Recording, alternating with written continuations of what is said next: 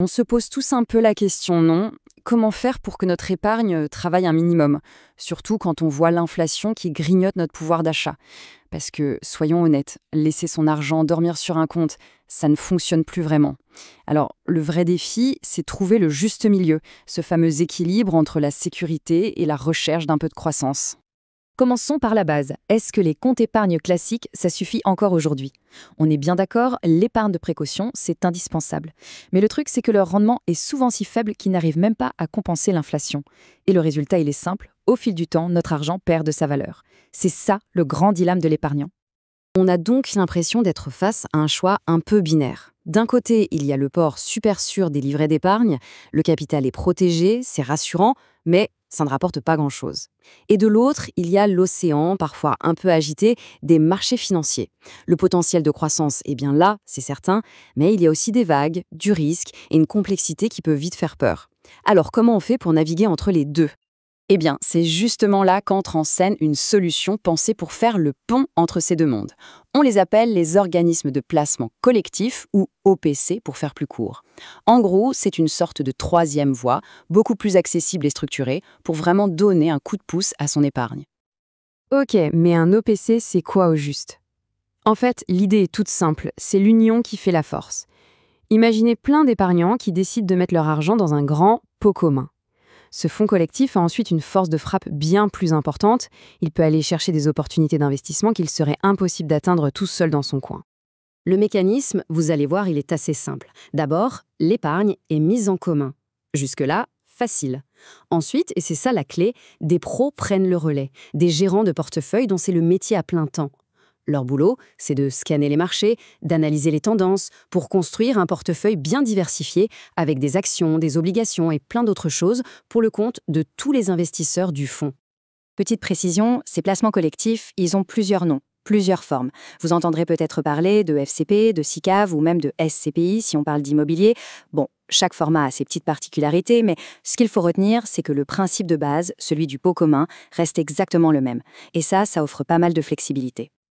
Ok, tout ça c'est bien beau, mais concrètement, quels sont les vrais avantages de se mettre à plusieurs? Eh bien, cette mise en commun, elle débloque plusieurs atouts vraiment, vraiment intéressants. Le premier, et c'est peut-être le plus gros avantage, c'est l'accessibilité. Je veux dire, même avec une petite somme au départ, on se retrouve tout de suite avec un portefeuille super diversifié. Imaginez un peu. D'un coup, on peut investir dans des actions du monde entier, des obligations d'État, des matières premières, des choses qui, en direct, seraient quasi inaccessibles pour un particulier. Et ce n'est pas tout. Les frais de transaction sont partagés, donc ils sont beaucoup plus bas. Et en plus, c'est très liquide, ce qui veut dire que c'est facile de récupérer ses billes si on en a besoin. Mais s'il y a bien un avantage qui sort du lot, un concept fondamental, c'est la diversification. C'est la règle d'or, le b.a.-ba de l'investissement. Le fameux ne pas mettre tous ses œufs dans le même panier. Et on ne dit pas juste ça comme ça, hein. Les chiffres sont là pour le prouver. Allez, un chiffre pour illustrer. Si on regarde l'indice qui représente les actions du monde entier, le MSCI World, et bien sur les 20 dernières années, sa performance moyenne a été de 7,9% par an. Alors attention, on connaît la chanson, les performances passées ne garantissent pas les performances futures, mais quand même, ça donne une sacrée idée du potentiel de croissance qu'on peut aller chercher sur le long terme. Et tenez-vous bien, il y a une autre stat qui est encore plus parlante. Si on prend n'importe quelle période d'investissement de 5 ans sur cet indice, n'importe laquelle, historiquement, dans 82% des cas, le résultat a été positif. C'est énorme. Ça prouve bien une chose, le temps, c'est vraiment notre meilleur allié pour lisser le risque. Et là, visuellement, c'est flagrant. On compare deux portefeuilles.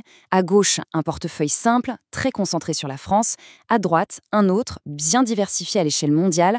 Pour un niveau de risque à peu près équivalent, le rendement, lui, est nettement meilleur. La conclusion est sans appel, diversifier, ça paye. Mais attention, hein, quand on parle de diversification, ce n'est pas juste une histoire de mélanger des actions et des obligations. Non, non, c'est aussi, et c'est crucial, une question de géographie. Il faut aller chercher la croissance là où elle se trouve, partout dans le monde. Ce graphique le montre parfaitement. Sur 10 ans, un portefeuille bien réparti dans le monde entier a offert un potentiel de performance bien plus intéressant qu'un portefeuille qui serait resté uniquement en Europe. L'accès à d'autres moteurs de croissance, notamment le marché américain, ça change complètement la donne. Mais la diversification, ce n'est pas qu'une machine à performance. C'est aussi, et c'est tout aussi important, un super amortisseur. C'est un outil formidable pour gérer le risque et encaisser les secousses du marché. C'est un peu notre coussin de sécurité, en fait. Vous voulez un exemple concret? Souvenez-vous de la crise de 2008, un vrai séisme financier. Pendant que les marchés d'actions s'effondraient de près de 40%, eh bien les obligations d'État mondial, elles, prenaient 10%. Vous voyez, dans un portefeuille bien mélangé, les obligations ont joué leur rôle de bouclier, elles ont limité la casse. C'est ça la magie de la complémentarité. Bon, maintenant qu'on a vu les grands principes, passons un peu à la pratique. Comment on choisit, concrètement? Il y a un critère qui est au-dessus de tous les autres, c'est le temps. Le temps dont on dispose. Cet horizon de placement, c'est vraiment la pierre angulaire de toute stratégie. Et la logique est assez simple, finalement. Si on a un projet à très court terme, disons moins de 2 ans, on va la jouer prudent avec des fonds peu risqués. Pour un horizon de 3 à 5 ans, on peut commencer à viser un profil plus équilibré, un bon mix. Et puis au-delà de 5 ans, là on a le temps devant soi, on peut donc se permettre d'aller chercher plus de dynamisme, plus d'action pour viser plus de performance. Et puis il y a une autre dimension, de plus en plus importante aujourd'hui. Investir, ce n'est plus juste une question de chiffres. On peut aussi faire en sorte que son argent travaille en accord avec ses valeurs, ses convictions personnelles. Et pour ça, les OPC sont un outil vraiment génial. Globalement, il y a 2 grandes manières de faire. D'un côté, ce qu'on appelle l'investissement responsable. Là, on va sélectionner des entreprises en fonction de critères bien précis, environnementaux, sociaux et de bonne gouvernance, les fameux critères ESG. Et de l'autre côté, il y a l'investissement thématique. L'idée, c'est de miser sur des secteurs d'avenir qui nous parlent, qui nous semblent porteurs. Et là, les possibilités sont quasi infinies et franchement passionnantes.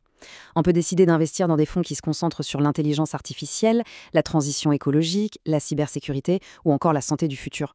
Bref, c'est une manière très concrète de participer, avec son épargne, aux grandes révolutions de notre époque.